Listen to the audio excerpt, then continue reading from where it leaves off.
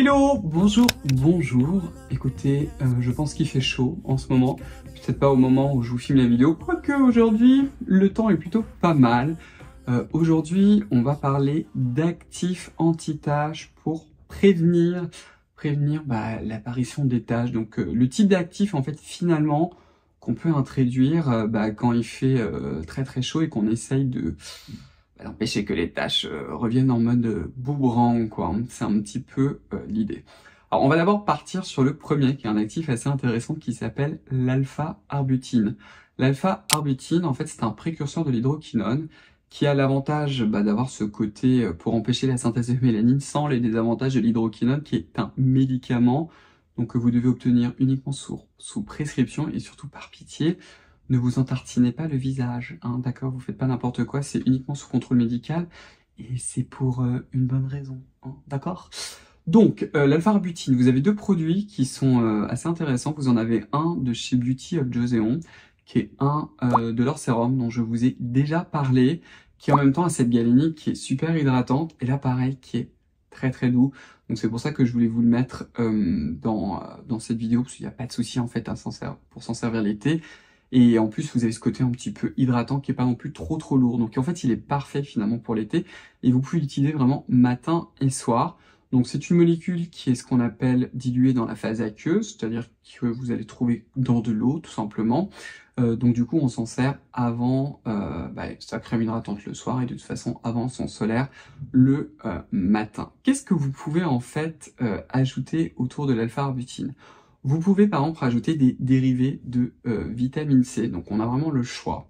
On a la 3-O-éthyl L-ascorbic acide, on a l'ascorbyl tétraisopalmitate et ensuite l'ascorbyl glucoside.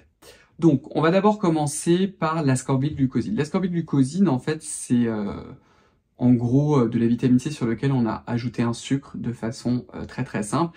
L'avantage de celui-ci, c'est que c'est extrêmement stable, c'est extrêmement doux aussi, et on peut le formuler dans des galéniques très légères. Donc si jamais c'est l'été, que votre peau, vraiment, vous avez vraiment du mal à la matifier, que tout devient très gras, etc., ça peut valoir le coup. Celle que je vous recommande, c'est vraiment la rapport qualité-prix imbattable, c'est celle de chez The Ordinary, qui en contient 12% de souvenirs. Si jamais vous pouvez vous permettre d'avoir quelque chose d'un peu plus gras, vous avez une autre alternative qui est encore plus intéressante, qui est la forme ascorbyl tétraisopalmitate. Je vous en ai beaucoup parlé de ce dérivé de vitamine C parce qu'il est vraiment très smart. Et là encore, comme c'est un dérivé, vous n'aurez pas tous les problèmes irritants avec la vitamine C, en particulier dans le cadre de l'été. Et celui-ci, il y a même des données pour montrer en fait que la peau est capable de le convertir en vitamine C. Donc c'est vraiment intelligent, donc c'est probablement vraiment en plus un antioxydant. Et dans ces cas-là, vous en servez après votre arbutine. Alors soit vous l'utilisez pur, mais vous aurez un côté un peu plus gras, soit vous le diluez, par exemple, dans une essence hydratante, par exemple. Donc ça, c'est une des possibilités. L'autre dérivé, c'est le 3-O-éthyl L-ascorbic acide. Et là, moi, celui que je vous recommande, c'est celui de chez Elan. Vous le retrouvez aussi chez AZR dans l'ampoule anti-ox de souvenirs concentrés à 20%. À ma connaissance, il faudrait que je regarde de nouveau la littérature, mais le côté antioxydant, j'y crois pas trop parce que c'est une forme de vitamine C très stabilisée. Son côté antioxydant vient du fait que ce soit très instable. Mais bref, là n'est pas la question, mais par contre sur l'hyperpigmentation, c'est très intéressant. Et il reste quand même assez doux, donc soit vous voulez vraiment être au must du must, vous faites arbutine, ascorbyl tétraisopalmitate de chez The Ordinary avec l'Elan de chez Niod. J'ai oublié de vous dire d'ailleurs pour l'alpha-arbutine, vous en avez aussi une de chez The Ordinary aussi. Hein. C'est aussi une autre possibilité. Je trouve que celle de chez Beauty of Joseon, ou Joseon, je sais même pas comment ça se dit, est beaucoup plus élégante en fait. Donc c'est pour ça que je vous parle. Le dernier actif, je vous en ai déjà un peu parlé en fait, c'est l'acide tranexamique. L'acide tranexamique, en particulier dans le cadre du mélasma, est super intéressant. Et l'acide tranexamique agit également sur les rougeurs. Il y a clairement quelque chose dans l'hyperpigmentation qui est aussi lié à l'inflammation. C'est-à-dire que plus la peau est inflammée, plus elle a aussi tendance à pigmenter, comme après en fait une cicatrice.